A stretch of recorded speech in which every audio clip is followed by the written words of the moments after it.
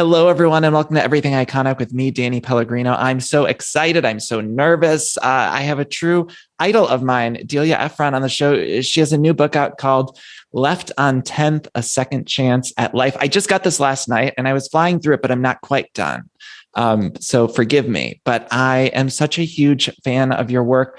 Whenever I need a boost, I go back and listen to the audio of Sister, Mother, Husband, Dog, which is narrated by... Wonderful. Thank you. It's so good. And it's narrated by Meg Ryan. And I am the biggest You've Got Mail fan. And so I know you co-wrote that with the late Nora Ephron, who was your sister. And I have a print that I just wanted to show you of Joe Fox and Kathleen Kelly. Oh, that is insane. Where did you get that? There's an artist, Dylan Bonner. I hope I'm saying that right. I commissioned him to make this because I'm the biggest You've Got Mail fan. Seriously? Yeah. That's so incredible. That's incredible. I had to share it. I love it. It's so divine. Well, you can see, can you see my back wall? There's the shop around the corner. That's from her bookshop. And I took it off the set when we finished shooting, and it's hanging in my office. Oh my God. I love that. I love that. To me, it's the greatest movie. And of course, I want to talk about your book, but what do you think it is about that movie that sort of lives on, and why people like myself are so not just into it, I think obsessed with it? Really? First of all, I have noticed that it's grown more in popularity.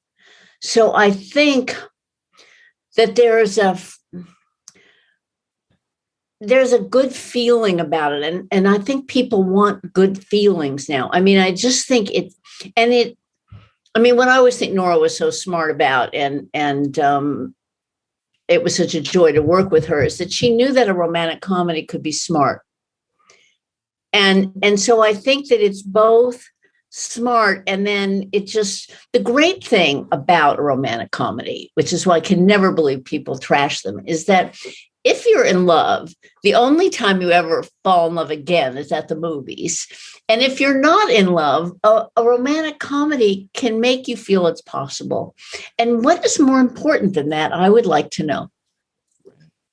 I completely agree with you. There's nothing to me more comforting than You've Got Mail. And I remember seeing it at a pivotal age in my life, but I grew up in Ohio, and it seemed so aspirational to me because we didn't have a Starbucks.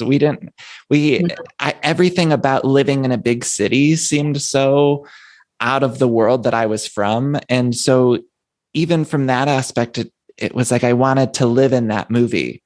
Yeah. You know, I just love it. Nora and I both lived in the same building for a short while.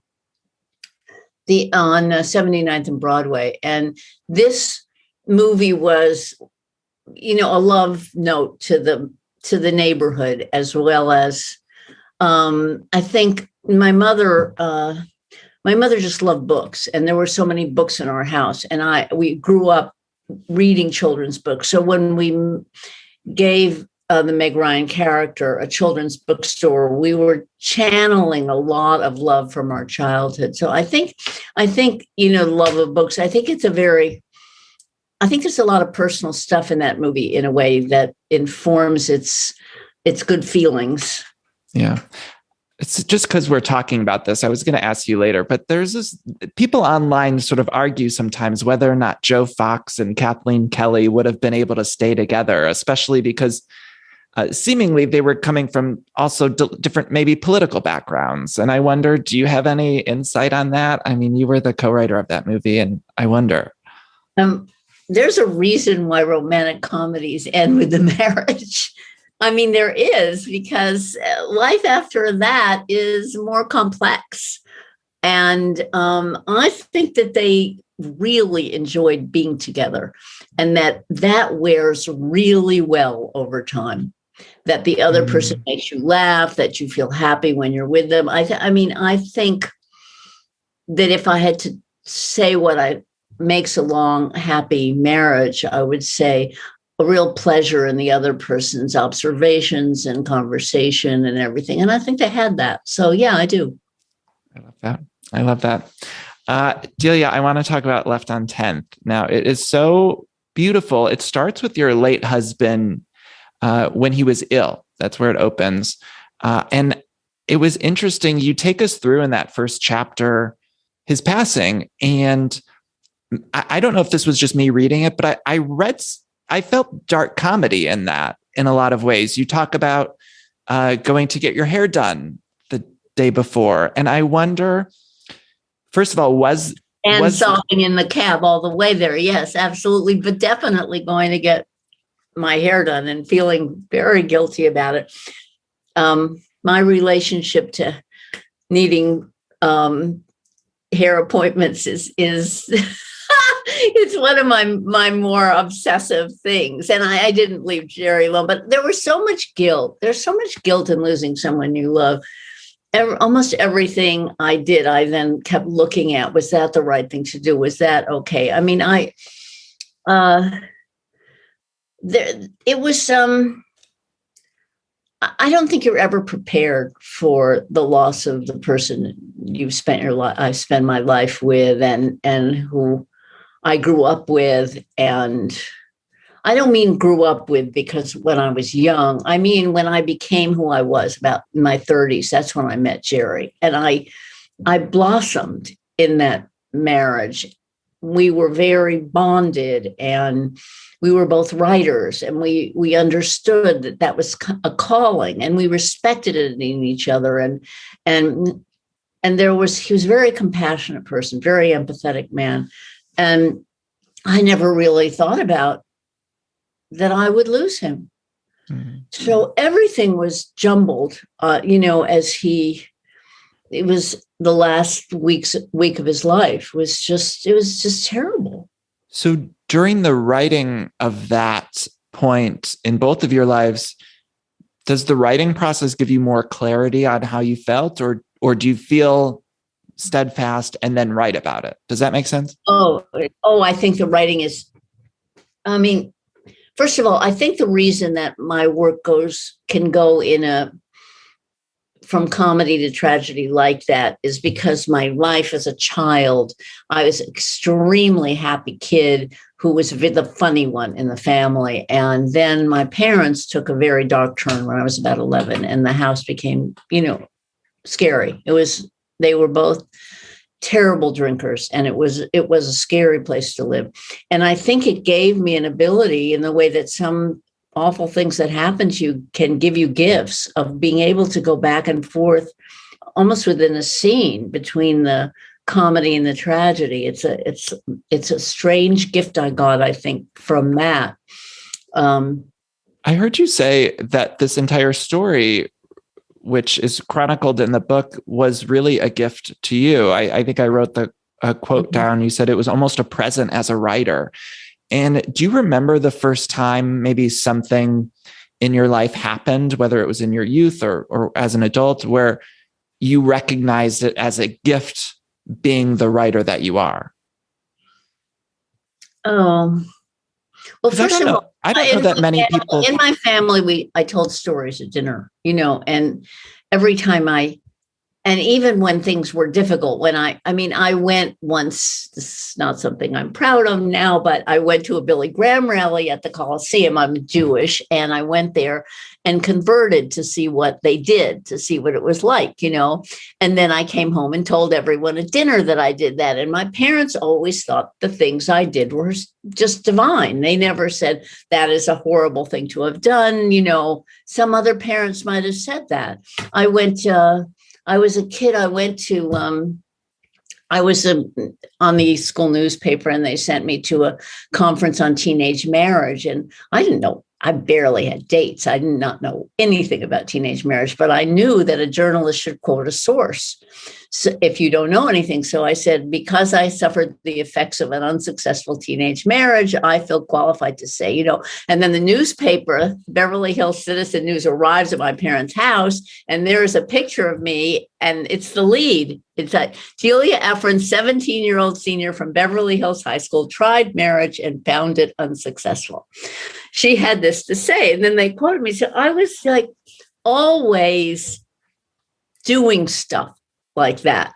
And well, not always, but a lot. That was sort of my thing. I think that looking at almost all things, that what's funny about them as well as what's serious about them it's always been that's probably my nature. And I think that's often why I gravitate towards your writing. I tend to find the funny in the dark too. And I think as humans, it's one of the most important things for us to survive with our lives, because otherwise things can get pretty bleak. And I love the way you're able to kind of not toe that line. I don't know what the right term I'm trying to say is. Yeah, I know what you mean. Walk that line. Walk that line. Yeah. In such a beautiful way. So in the book, you lost your late husband, Jerry, to cancer. You also lost your sister, Nora, to cancer. Then you meet this man, Peter, again, for sort of the second time. Can you tell people about the meeting of Peter and sort of the meet cute between the two of you? Well, left on 10th, which is the title of my book. I live on 10th Street, and I had been left on 10th when left on 10th is my way home. And so almost everything that has to do with this book has to do with being in Greenwich Village and living on 10th Street, which is my most happy place.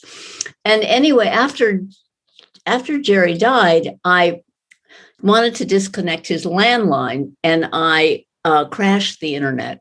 And I ended up in I didn't crash the internet. Verizon crashed the internet. And I ended up in a huge battle with them on the phone for hours, being disconnected, obeying their prompts to get back. I mean, I was in a total rage. And I wrote a funny piece about it. Also sad, though, about losing my husband and being driven crazy by Verizon. And I published it in the New York Times. And I got a lot of mail on this. I mean, a lot of people don't like their phone companies.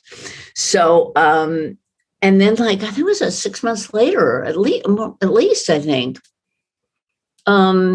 maybe 5 months, I get an email from Peter through my website. We had 2 or 3 dates. I wasn't clear on that.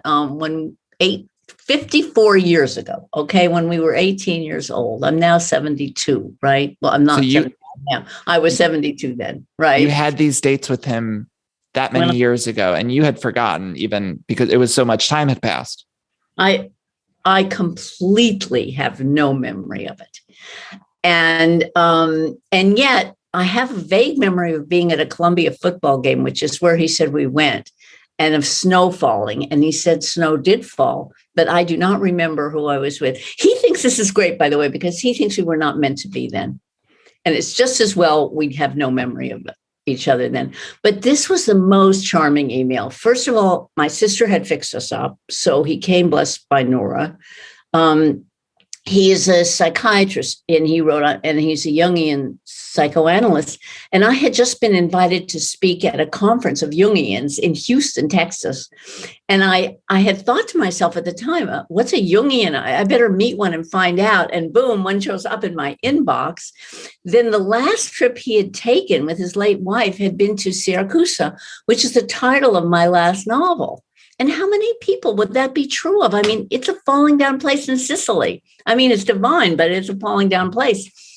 And so there was so much overlap that there was no question that I had to answer this wonderful email. So I wrote him back, telling him I had no memory of meeting him. But, and then amazingly, I Googled him, and he turned out, this was the real fantasy. He turned out to be an expert in sexual harassment. He'd written 2 books on it. I was almost a feminist prank. So anyway, I wrote him back, and I really had no thoughts ever of falling in love again, but I must have been open to it, because really within a couple of weeks, we were emailing each other. All these emails are in the book. They're all there because you have to know what the love story is. And ours was, and then I thought, I was in You've Got Mail. I thought I'd fallen into my own romantic comedy. I mean, the parallels are amazing. It's so crazy. So, then. What did you learn about the courtship process over email? Like, obviously you had written this humongously successful film about courtship over the internet. And now you lived courtship over the internet. And I wondered, living it, did you learn something new? Was something confirmed to you? Like, what did you take away from that, falling in love with Peter first, starting over emails? What did I learn from it? Well, I mean, email is a very fun thing. And it's not like texting. It's not, just little blasts at people. You can shape it, and you can make it more like a letter, so that there's a charm to an email. And we were courting each other. And plus Peter was sending me these folk songs, Ian and Sylvie, Come In Stranger. And I mean, that dates us both, but we both love them because we grew up on folk songs.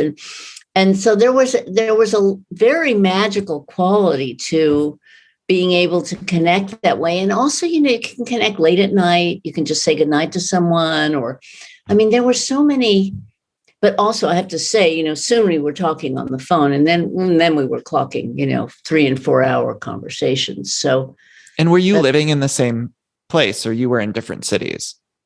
He was living in, Mill Valley. Do you know where that is? It's in Northern California. It's just north of San Francisco over the Golden Gate Bridge. And that's where his practice was. So he was there amidst the redwoods, and which I told him right off the bat, I do not hike except across the village to a bakery, because really, he told me that he'd healed after his wife died by hiking in and out of the Grand Canyon. And the first thing I thought is, no, absolutely not. I'm not doing that. So I told him right away. I wrote, I'm a city girl, important to know, important to believe.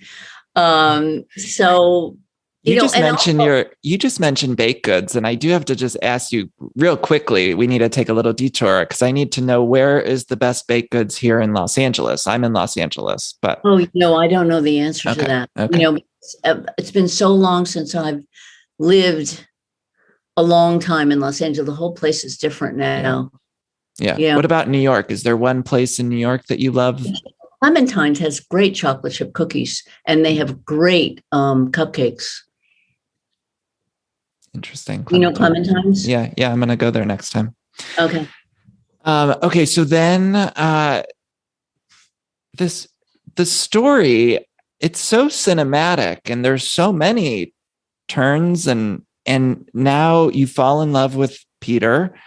And you had said, I believe this was in the book, or maybe this was in an interview that I listened to with you. You said we had decided we had to decide about falling in love in our 70s because death is so close you can touch it, you said.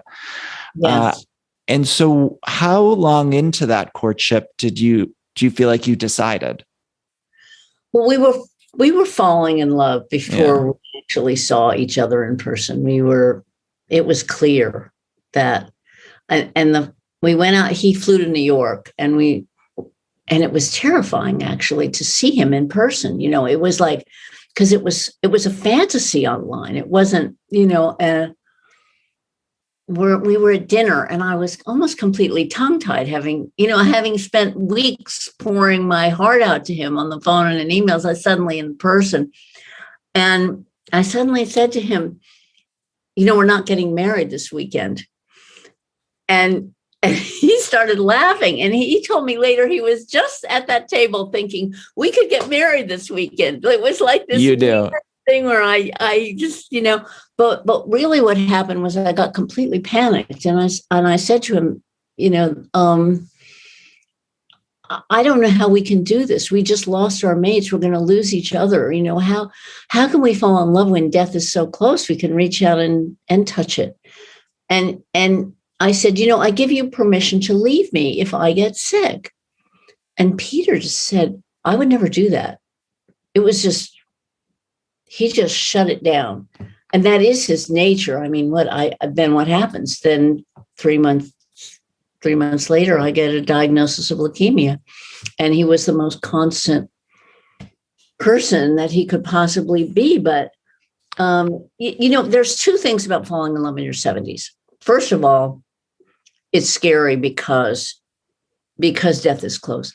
But it's also easier in certain ways because you're not dealing with everything else. You're not dealing with what career should I have? Do I want to have children? Do I, will it last? Where do I want to, what city is right for me? What country is right for me? All that stuff that practically tortures you in your 20s and 30s.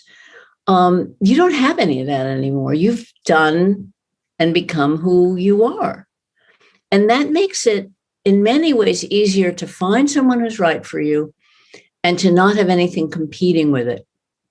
You mentioned his sort of steadfastness, and you print some of the emails in the book. And I thought it was so fascinating. You said you looked through emails as you were, I think, writing this book that Peter had sent, and he was always so positive after your diagnosis. And something about that stuck with me because I think oftentimes like sort of spying on our significant others or something is looked at on one way, but I think there's other times. Sometimes I'll look at my significant other. We've been together 12 years and I'll look at him when he's asleep or something. And that's when I'll have kind of an aha moment of, I love him more than ever, even though he's sleeping, or yes, you stumble upon something that makes you fall in love with them. That's true. I mean, when I read those, it didn't surprise me because but he never said, God, when I was going through my stem cell transplant, which was an absolutely brutal experience for all of us, but especially for me and Peter. And he never said, oh God, this is hell. He didn't even ever say that. He just said, we believe this is going to happen, this is going to work. And there I was with graft versus host diseases and, all sorts of, I'm just getting weaker and weaker. And he was reading those medical reports that showed that, the engraftment had taken, and he was just believing. And he stayed in have you ever is your significant other ever been sick in the hospital where you had to go and take care of him in the day or anything? I have, but he hasn't. Okay. Yeah. Because about 8:00 at night, you really, if you've been there all day, I just got to get home. I've got to, just get my head clear. Peter never needed to do that. And I spent every night there. And in fact, one of the things I think is so awful about COVID is it's made it impossible for people to be with people they love. And I believe I was cured by love and medicine. And his presence was so important. Yeah. And it also makes you feel safer if there's someone you love in the room with you. I mean, we're sort of just scratching the surface on your book, Left on 10th, but I mentioned it felt so cinematic to me. And you've worked so much in the film space. And I wonder, is something like this something you would even want to see in film, or is it too personal to let go of in that way? Does that even make sense? Yes, it does. I've been trying to think about that actually, because there's interest in film and theater for it. And I've been trying to think how I would do it for either and if I would do it for either. And, I'm a dramatist. One of the reasons why I think the book, people have been telling me, I'm happy to say that the book is compulsive reading. They can't stop. It's because I know I understand drama. So, I mean, when I got to write this, I got to use my gifts on myself, on my story. And that was part of the joy of it, actually, was to, I think if anyone gets really sick and they can do anything with it at all, knit it or dance it or paint it or whatever, right? It's helpful. So that was true.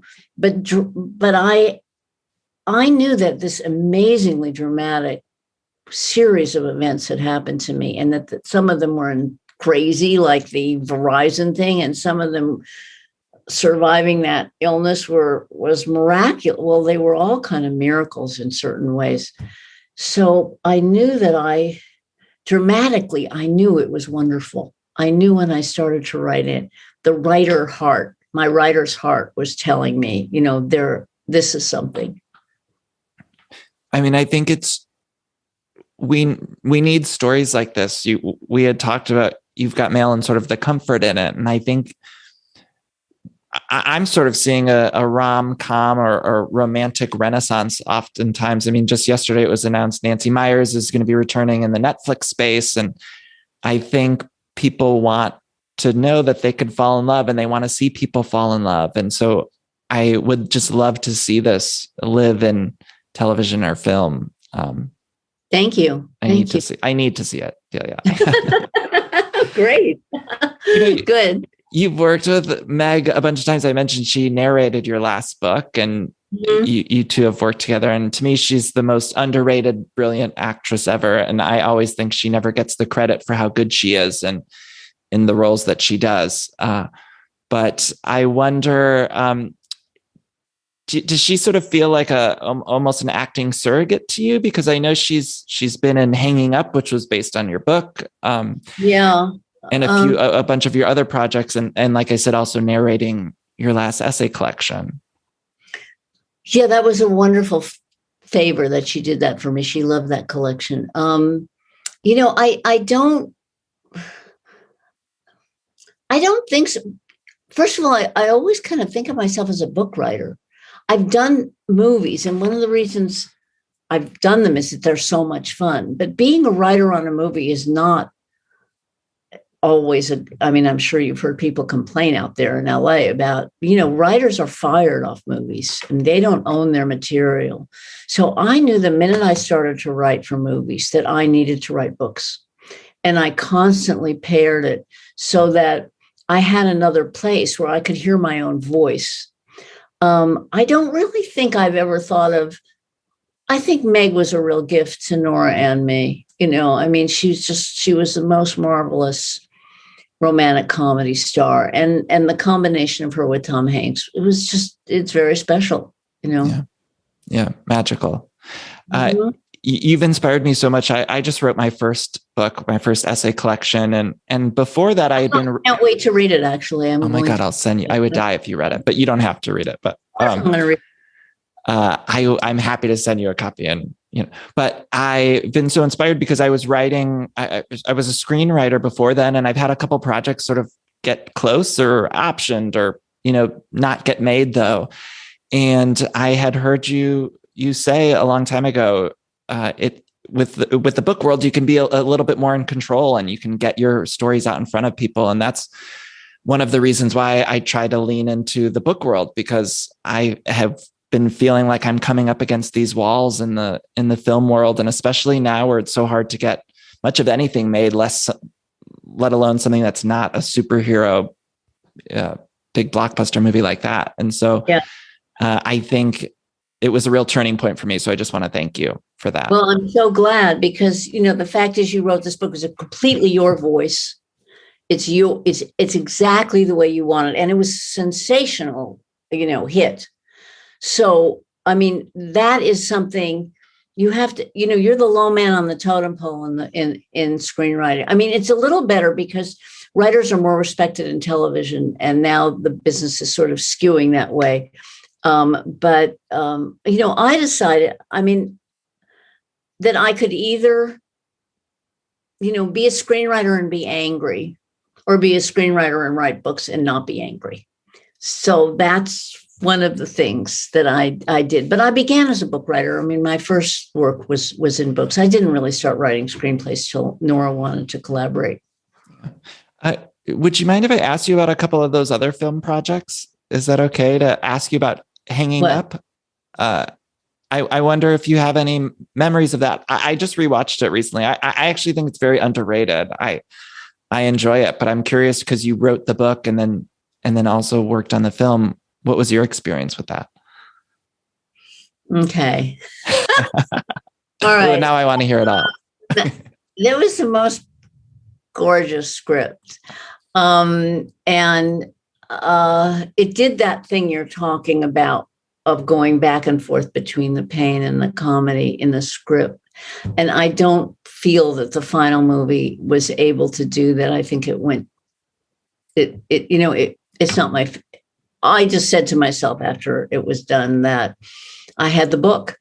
And therefore, if anyone really wanted to know what I wrote, they could read the book. And that was the great thing about it. But I didn't feel it captured the script I wrote in the proper way. I mean, I feel bad saying that, but it's the truth. I feel like there are moments that really shine through in it, but it does, I think, feel, even just as an audience member, it almost at odds with itself. There are certain moments that I think shine through. The one that always sticks out in my mind is Walter Matthau, when he says, he gets in that fight with Meg Ryan's character and says, send that one back. And there's this really heavy, deep moment that it punches you in the gut. And it's like, there's a few moments like that in there, but maybe not all coming together. Yeah, that's sort of what I thought. Yeah. Exactly. What about, you worked on Bewitched? And, that was, I don't know that much about Bewitched, really. I mean, Nora, I think that script was, the Bewitched project had been circling around that studio for quite a while. And then Nora did a draft that they liked. And then she asked me, she had an idea for a draft. And then she asked me to collaborate with her. And then also, Adam McKay came on because he was Will Ferrell were, like besties, and he did everything that Will Ferrell did. So there's a lot of him in that movie too, even though he's not credited. So it's kind of a mishmash. I wouldn't say it was something, I think of as, my favorites are, This Is My Life, our first movie, which I absolutely love. I love Sleepless and I love You've Got Mail. Those are my faves.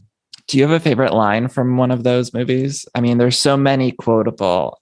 I was just talking to a friend about in Sleepless when the Rosie O'Donnell character says, you don't want to be in love, you want to be in love in a movie. I think that's the line. Oh, yeah. I'm not, God knows I don't even know who wrote that line, because that's the other thing about movies. That movie was Jeff Archer's screenplay. And then someone came up, he has a credit too. There's another guy, and he changed the plot. The boy calls the woman on the phone, and says, my dad needs a wife. In the original script, the guy calls. So that was a huge change in the movie. And that guy has a credit, which very deservedly so, for that change. And then Nora came on, and then she did a whole bunch of changes. Then I came on, and I did a lot of stuff, but I did almost all dialogue things. So I don't have a credit on it, but I wrote it.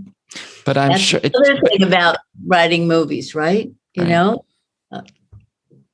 I know I don't want to say known for, but people know how great your dialogue writing is. And so is there like a piece of dialogue that you wrote that you think like that was really, I don't know if I can pull it up. There's just so much, Delia. And You've Got Mail is so dialogue heavy, and that's what I love most about You've Got Mail, because it feels almost, when I watch it, I almost feel like we're seeing something we're not supposed to, because there's these long moments of just dialogue that is so juicy with the, and maybe that's because of the email aspect of it, but the bouquets of newly sharpened pencils and just bits of dialogue that are so juicy. I can't tell you a favorite, but I do appreciate that about that movie. I agree with you. Yeah. We love children's books so much also. And the setting, making her book shop a children's bookstore allowed us to mention books that we loved as kids. Yeah. It's so cozy. And also, I want to point out, in your last essay collection, you talk about 7 brides for 7 brothers. And you said, if a movie gets me, I forgive it for everything. And I feel that way about You've Got Mail. I don't find one flaw in it. It's just... Well, that is wonderful. I rewatched, 7 Brides for 7 Brothers, I believe has destroyed my life. So I saw it about 16 times by the time I was about 16. And I think it's why I just married the first man who asked me and moved to Providence, Rhode Island. It's not the backwoods, but which is where Jane Powell goes when someone asks her to marry him, Howard Keel. She moves to the backwoods and takes care of him. And all I wanted to do was make flapjacks and biscuits for 7 wild men. That was my fantasy. And if a movie gets you, And by the way, I think this happens in a movie theater more than it can happen in your living room. Yeah. There's something about being in the dark and seeing that, and that it can hook into your dreams. It can hook you in a way that is really, really powerful. And I'm sure all 16 of those viewings, I had of Seven Brides, and one was in Madrid, were in movie theaters. Yeah. And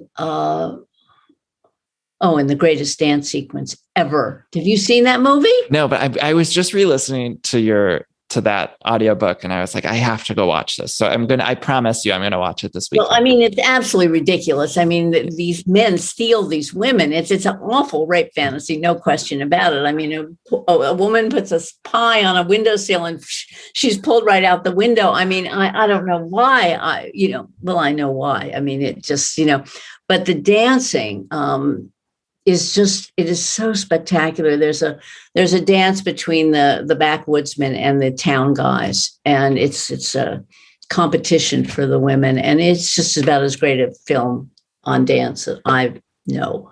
Oh, I'm going to watch it. You're going to say Delia's crazy. This is the most ridiculous thing I've ever seen. I would never ever say that, and I cannot wait. What do you want readers to leave with this book? Is there something, what do you want them to take with them? I think this is a book about love, and I think it's a book about believing. It's when I was writing this story, I had to research the time when I got sick. I mean, very simply, I lose Jerry. I meet Peter in this crazy way, fall madly in love with that. And 4 months later, I get diagnosed with leukemia. And the book is about that survival. So it's about love and medicine, but it's also about friendship. It's really also about friendship, and it's about dogs, and it's about everything, but about so much luck, good and bad, but luck that makes you believe that there are miracles. And that's what I believed after I survived it, because it didn't make any sense that I'm here.